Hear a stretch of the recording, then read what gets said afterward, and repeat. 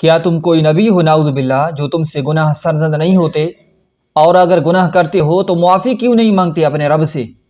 کیا سمجھتے ہو تم اپنے آپ کو؟ کیا تم سے گناہوں کے بارے میں پوچھ نہیں ہوگی؟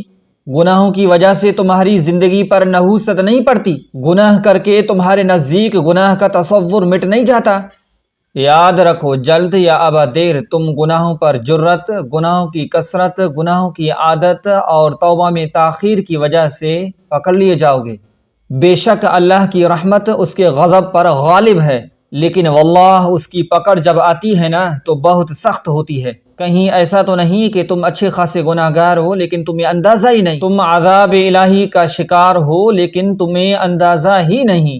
اگر ایسا ہے تو سمجھ لو کہ تم گناہوں اور اس کی نحوستوں کے کچھ اس طرح عادی ہو چکے ہو کہ تمہیں خوشگوار اور بابرکت زندگی کا تصور تک نہیں رہا۔ پھر جاؤ ان لوگوں کی صحبت اختیار کرو جو معمولی سے معمولی گناہ کو بھی گناہ سمجھتے ہیں، جو اپنے ہر گناہ کی سزا کو صاف محسوس کرتے ہیں، استغفار کے بعد اس سزا کو زائل ہوتا بھی دیکھتے ہیں۔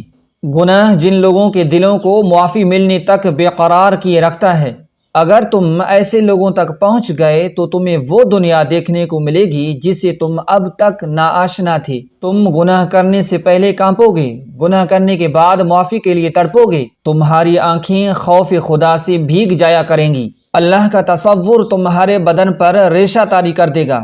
ایک وقت آئے گا کہ خدا کا خوف اور خدا کی محبت میں خلط مل جائے گا، اور تم خدا کو یاد کرتے ہوئے اس طرح آنسو بہاؤ گے کہ تمہیں یہ بھی معلوم نہیں ہوگا کہ یہ خوف خدا کی وجہ سے ہے یا خدا کی محبت کی وجہ سے۔ لیکن یہ منزل ابھی بہت دور ہے، تم اس منزل تک جلد بھی پہنچ سکتے ہو، کیونکہ خشک لکڑی نسبتاً جلدی آگ پکڑ لیتی ہے۔ لیکن اس راستے پر چلو تو صحیح، توبہ کے راستے پر، گناہوں کو پہچاننے کے راستے پر، گناہوں کو ترک کرنے کے راستے پر، گناہوں کے عذاب سے ڈرنے کے راستے پر، اللہ سے جڑنے کے راستے پر چلو تو صحیح۔ تم اس کی طرف ایک قدم بڑھاؤ گے تو وہ تمہاری طرف 10 قدم بڑھائے گا۔ خدا را اس کی طرف ایک قدم بڑھاؤ تو صحیح، صرف ایک قدم، پورے خلوص کے ساتھ صرف ایک قدم اپنے رب کی طرف بڑھاؤ تو صحیح یار۔